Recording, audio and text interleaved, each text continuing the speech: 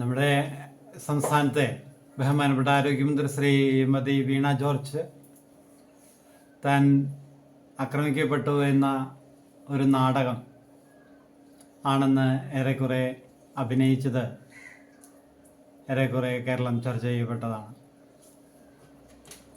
ഇത് ബഹുമാനപ്പെട്ട ശ്രീമതി വീണ ജോർജിൻ്റെ കുറ്റമായിട്ട് കണക്കാക്കേണ്ടതില്ല എന്നാണ് എനിക്ക് തോന്നുന്നത്. സൂര്യനെ ചൊന്നാൽ ചൂന്നനും നാറും എന്നുള്ള ഒരു പൊതുതത്വം അതിൽ നിന്നാണ് ഇത്തരം സംഭവങ്ങൾ ഉടലെടുക്കുന്നത് എന്ന് ഞാൻ കരുതുന്നു.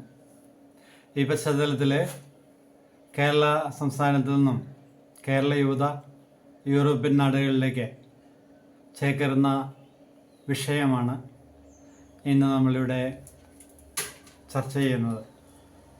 ഇന്നത്തെ വിഷയം കേരളത്തിൽ നിന്നുള്ള ഒഴിഞ്ഞുപോക്ക്.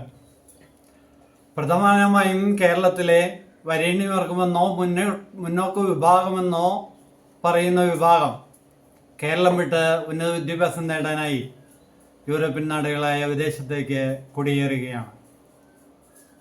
ഉന്നത വിദ്യാഭ്യാസ രംഗത്തെ സംവരണം പോലുള്ള മാനദണ്ഡങ്ങൾ വിനയായി മാറുന്നതുകൊണ്ടുകൂടിയാണ് പ്രധാനമായും കേരളത്തിലെ വരേണ്യവർഗം കേരളം വിട്ട് ഉന്നത വിദ്യാഭ്യാസം നേടാനും വിദ്യാഭ്യാസാനന്തരം അവിടങ്ങളിൽ ജോലി ചെയ്ത് ശിഷ്ടകാലം അവിടെ തുടരാനും ആഗ്രഹിക്കുന്നത്.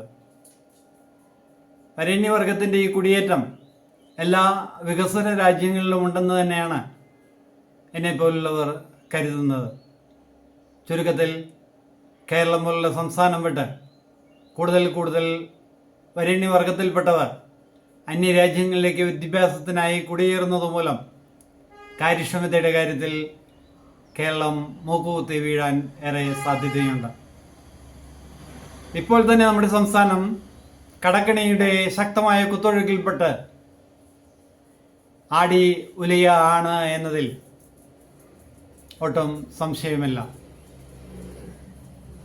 ഒരാളുടെ വ്യക്തിത്വം പൂർണ്ണ വളർച്ചയിലെത്തുന്നത് അയാൾ പ്രായപൂർത്തിയാവുന്നതിന് ഏറെ മുമ്പ് തന്നെയാണ്. ഗർഭധാരണം മുതൽ അയാളുടെ വളർച്ചയുടെ 13-14 വയസ്സ് വരെയുള്ള കാലയളവിൽ എങ്ങനെയാണോ അയാളിൽ വിരൂപ സംസ്കാരം ലഭിച്ചത്, അത്തരം സംസ്കാരത്തിനുള്ള വിരൂപ പെരുമാറ്റങ്ങൾ തന്നെ അയാൾ ശിഷ്ടകാലം തുടരും എന്ന സാധ്യത സംശയാതീതമാണ്. അതുകൊണ്ട് തന്നെ സംസ്കാര കേരളത്തിന് ഉതകുന്ന തരത്തിലല്ല 21ാം നൂറ്റാണ്ടിലെ കൂത്തുരങ്ങായി മാറിയ സമര ആഭാസ നാടകങ്ങൾ എന്ന് പറയേണ്ടി വരുന്നുണ്ട്. വരേണ്യവർഗത്തിൻ്റെ കൂടിയ തോതിലുള്ള കേരളത്തിൽ നിന്നുള്ള ഒഴിഞ്ഞുപോക്ക് സംസ്കാര ശൂന്യതയുള്ള സമൂഹത്തെയും അത്തരമൊരു ഭരണ നേതൃത്വങ്ങളെയും കേരളത്തിൽ സൃഷ്ടിക്കപ്പെട്ടിട്ടുണ്ട് എന്ന് പറഞ്ഞുകൊണ്ട് ഇന്നത്തെ വാക്കുകൾ അവസാനിപ്പിക്കുകയാണ്. നന്ദി.